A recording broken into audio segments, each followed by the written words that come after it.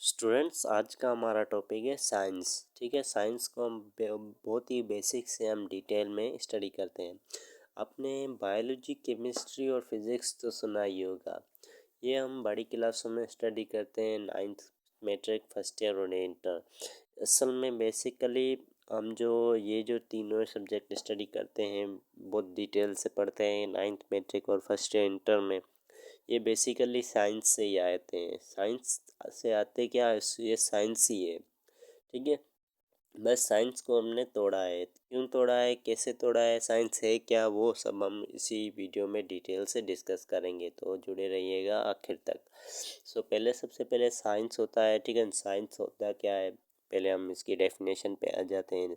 Science वो knowledge है जो हमें ऑब्जर्वेशन और एक्सपेरिमेंट से हासिल होती है। ये तो आपने बिल्कुल छोटी क्लासों में पढ़ा होगा।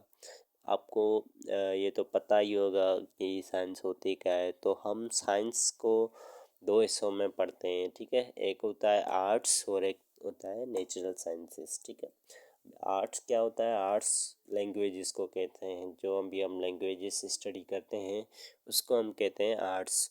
और बाकी जो नेचुरल साइंसेस है उसमें हम ये तीनों ब्रांचेस पढ़ते हैं, बायोलॉजी, केमिस्ट्री और फिज़िक्स। अभी आप सोच रहे हैं कि इतना हमें क्यों साइंस को डिवाइड किया है, क्योंकि ये बहुत ही वास्ट नॉलेज है। ये हम इतनी चीज़ों को एक साथ नहीं पढ़ सकते। स्टडी एक साथ करना बिल्कुल नामुमकिन है, इसलिए हमें इसको पार्ट्स में तोड़ना पड़ा। सबसे पहले हम देखते हैं बायोलॉजी को। बायोलॉजी क्या होता है, स्टडी ऑफ लाइफ। जो भी ज़िंदगी के बारे में, ऑर्गेनिज़म्स के बारे में, लिविंग ऑर्गेनिज़म्स के बारे में हम स्टडी करते हैं, उसको हम बायोलॉजी कहते हैं। बाकी chemistry, study of matter, structure and its composition. जो मैटर होता है उसकी स्टडी को, उसके जो स्ट्रक्चर होता है और उसकी कंपोजिशन होती है, उसकी स्टडी को हम केमिस्ट्री कहते हैं। ठीक है, बाकी आ गए फिज़िक्स। फिज़िक्स में हम मैटर, एनर्जी और देयर रिलेशन, उसके जो रिलेशन होता है मैटर उसका और एनर्जी और उसका रिलेशन होता है दोनों का, उसको हम कहते हैं फिज़िक्स। ठीक है, इसको हम सेपरेटली बिल्कुल ही अलग कह सकते हैं। ये एक ही ब्रांच से नहीं करती है, हालांकि एक ही है, ये पूरी साइंस है, बट इसको अलग अलग हिस्सों में पढ़ना ही हमारे लिए बेहतर ऑप्शन होता है, क्योंकि साइंस एक बहुत वास्ट नॉलेज है। पूरी यूनिवर्स की स्टडी को हम साइंस कहते हैं।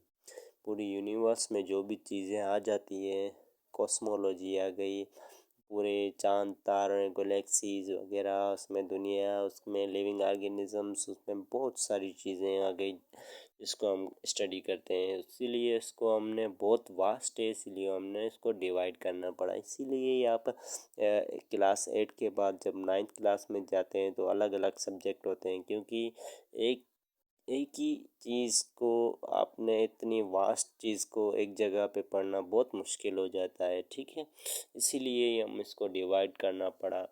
तो बायोलॉजी मैंने बताया, जो जहाँ भी लिविंग थिंग्स आएंगे वहाँ पे बायोलॉजी आएगी। इसके अलावा बायोलॉजी में हम एनिमल्स, प्लांट्स और माइक्रोस्कोपिक ऑर्गेनिजम्स को स्टडी करते हैं। ठीक है, बाकी केमिस्ट्री में मेनली हम केमिकल्स, एटम्स और स्टेट्स ऑफ मैटर को डील करते हैं।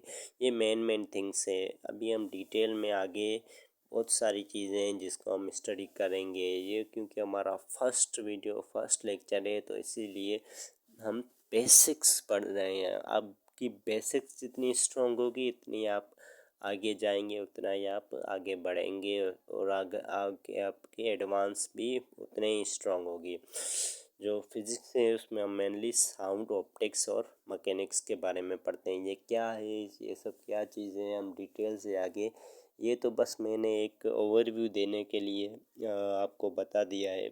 आगे हम इस सब को डिटेल में इंशाल्लाह डिटेल में कवर करेंगे। ठीक है, तो ये था हमारा आज का lecture. Thank you very much.